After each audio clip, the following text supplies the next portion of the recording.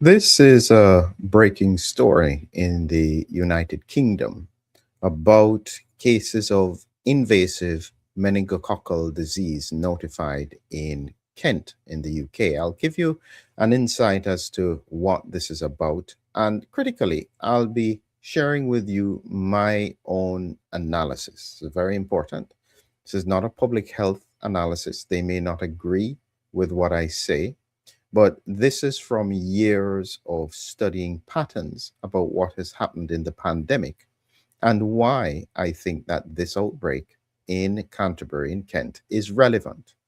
Now, it's very important that when we look at these cases, we acknowledge first the seriousness of it, in the sense that lives have been lost. Two young lives have been lost already, and a number of young people are seriously ill in hospital. And you can see how serious it is in terms of the news. Multiple news reporters are looking at this all across the sector in terms of what is going on. It's like COVID too. This is an interesting headline. And so this is what is happening here. And you can see that this is the BBC article here that I was just looking at. Was the response to this outbreak, the unprecedented meningitis outbreak, too slow? So, what they're dealing with here is that meningitis outbreaks do occur from time to time. But I think that this one is certainly a much faster outbreak and a much larger outbreak and with more serious consequences. And so many people are asking, why was the response not as robust as it should be? My question is a little bit different, however. My question is, why now? What was happening that could predispose to this kind of outbreak? And what does it mean for other areas in the country? So I'll be giving you my insights and giving you a simple practical step that I think everyone can do at the end of this presentation to reduce their risk.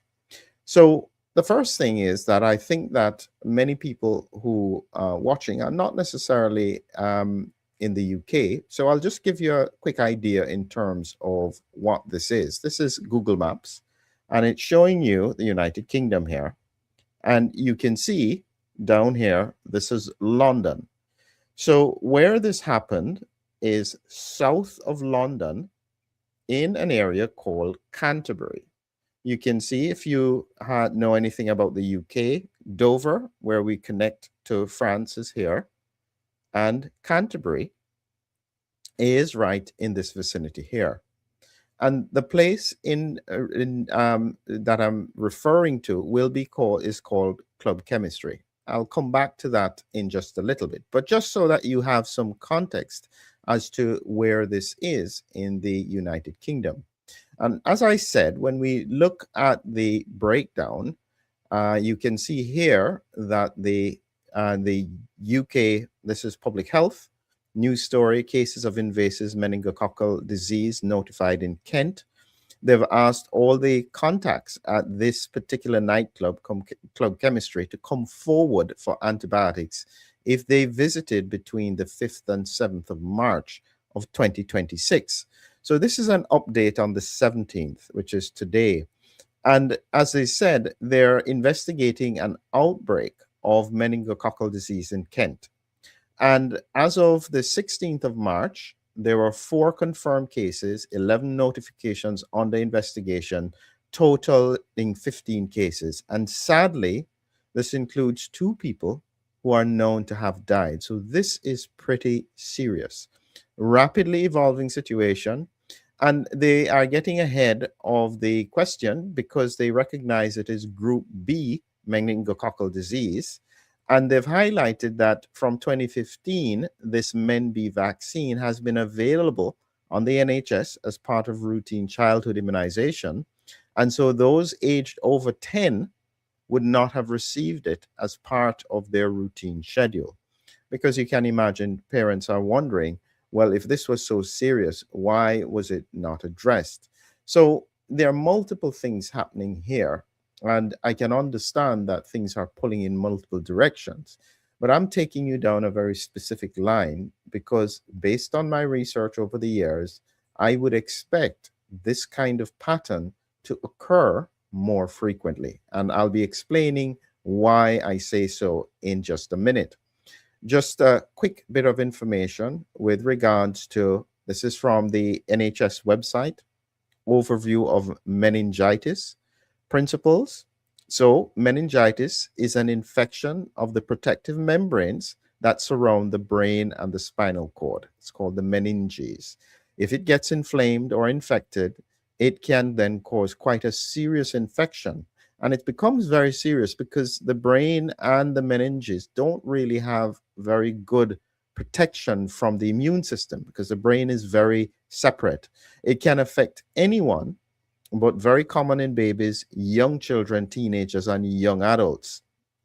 Now, you have to note that meningitis is very often commensal. It's normally present in many young people. I think up to 20% can have, ongoing, not active infection, but just the presence of the bacteria in their nasopharynx. And this is why environments where there is a lot of exposure, you can have spreading occur. And here are the summary of the symptoms. It can occur suddenly: high temperature, being sick, headache, rash, stiff neck, don't like bright lights, drowsiness or responsiveness, unresponsiveness, and fits. If this is happening with anyone, this is pretty serious, and you need to get them into hospital as quickly as you can because meningitis is very treatable with the right antibiotics, and especially in younger people who have a good immune system, there is a good chance that they can recover, even though sometimes it can come with longer term complications. So that's the background with regards to what is happening. And then we have an outbreak occurring in this particular area of the United Kingdom. Just a reminder again, if you've just come, this is the UK, London, south of London, all the way down. This is Canterbury, not far from Dover over here. And this is where a university is. Now, I'm going to take you through the timeline, and then I'm going to come back to a very relevant part of the timeline. So, this is the sequence that I have got from doing a detailed analysis, pulling at social media posts on Twitter. So, I've used Grok to put this together in a way that makes coherent sense. And again, this is my analysis. This is not public health. This is just me looking at the details. So here we have the 5th to 7th of March. This is the main exposure window. At this club, there was a lot of students, a student night.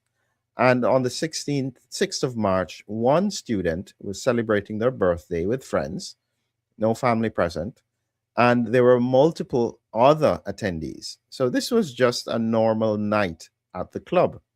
However, this is the 5th to 7th. By the 8th to 12th of March, this was the onset of severe cases. And one student began days after this birthday night with a sore throat. Now, I want you to remember this. This is actually really, really important in order to understand what is going on here.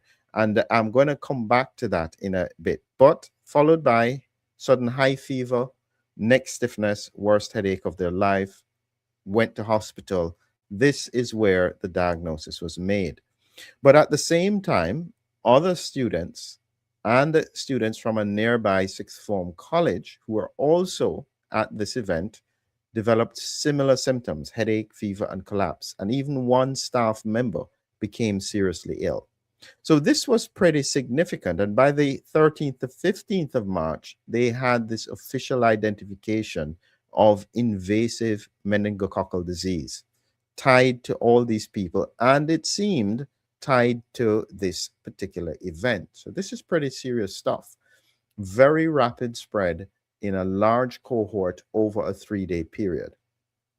Now, this, in my mind, is critical to understand why we're seeing this kind of unusual pattern of disease. And I'm going to take you back to some slides here that I've prepared that will help you to understand why I am focused on this as being quite relevant. And so I'll show you what I think is important information about what is going on. So the first thing that you have to understand are the sinuses. You have these paranasal sinuses. The sphenoid sinus is literally sitting right at the center of this whole skull, right under the pituitary gland. And then you have some ethmoidal sinuses, frontal sinus, and the maxillary sinus. Now, the sinuses are very important at this time because of ongoing COVID circulation. This is a biggie. And if you don't understand this, you'll not understand why this is so important. Now, when I highlighted at the time that the sinuses are a prime location for the Omicron variant to sit. And this is an interesting thing we had noticed when the Omicron variant came out. It was 7 to 10 times more likely to infect the sinuses. And what I was highlighting here is that nitric oxide, which I'll explain to you about what you do at the end of the presentation, normally is antiviral, antibacterial, anti-inflammatory, and can actually keep any kind of infection in check. So where I'm going is that I am predicting that there was some kind of event occurring prior to this 5th to 7th of March. Young people don't just get meningitis. I mean, they can, but for an outbreak like that, it suggests that there is some priming of the population.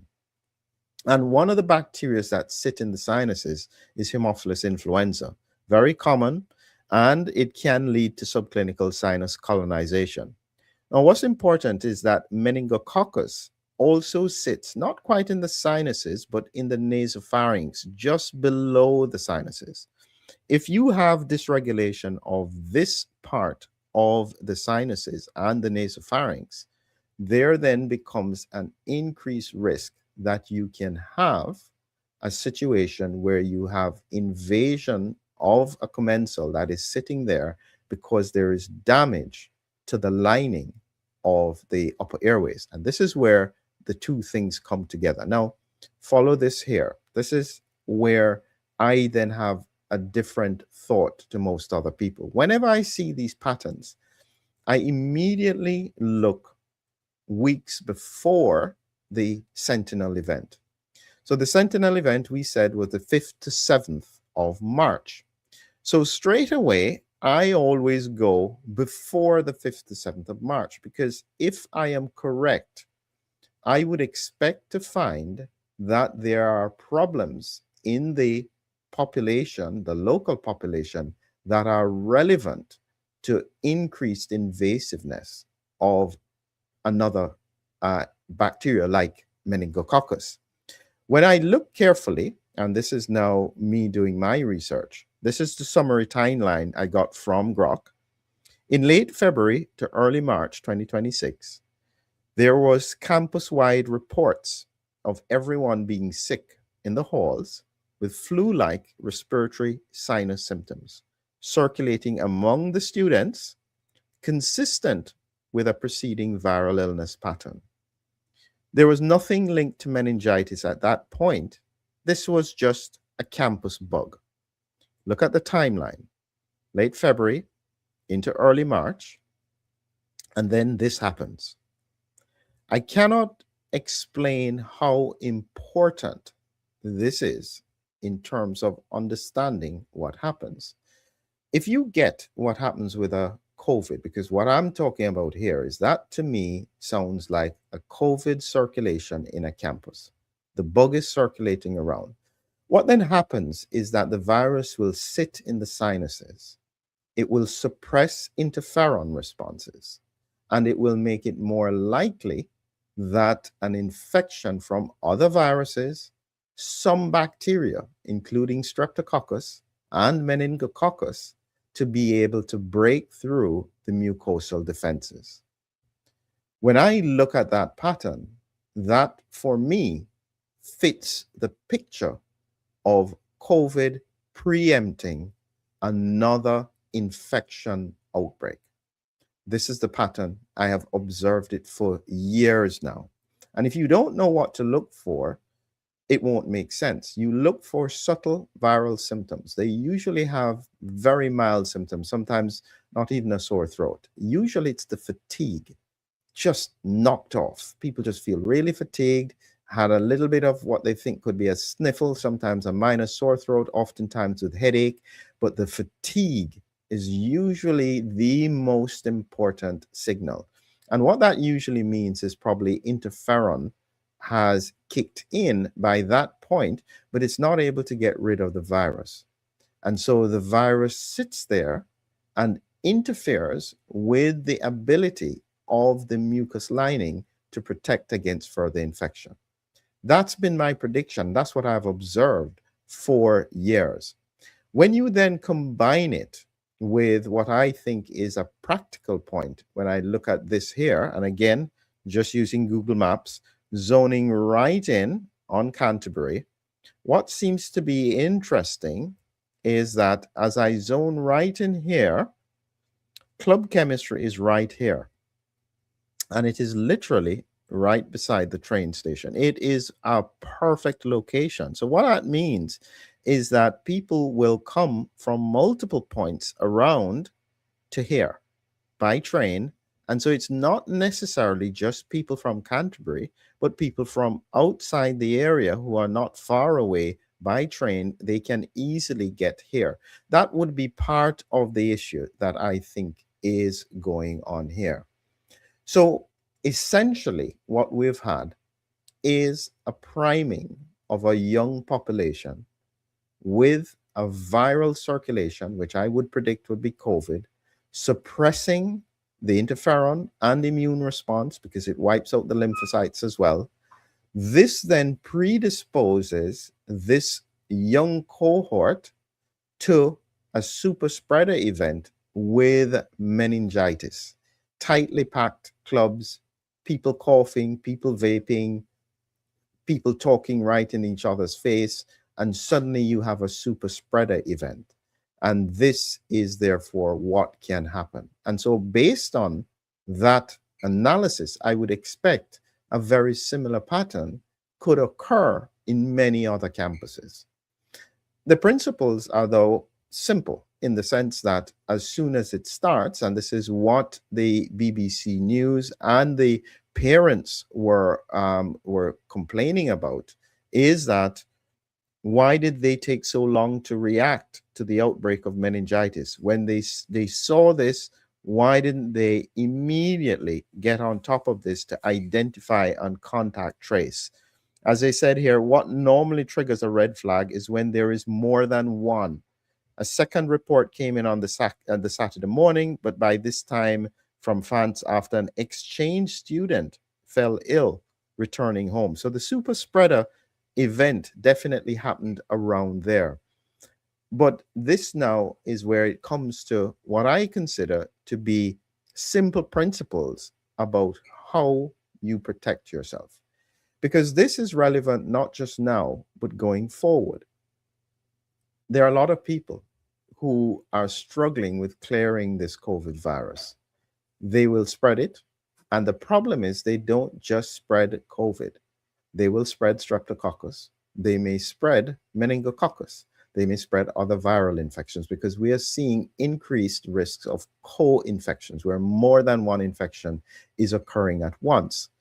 I do my simple technique. Some people use nasal sprays to try and keep their the nasal passages hydrated and producing mucus.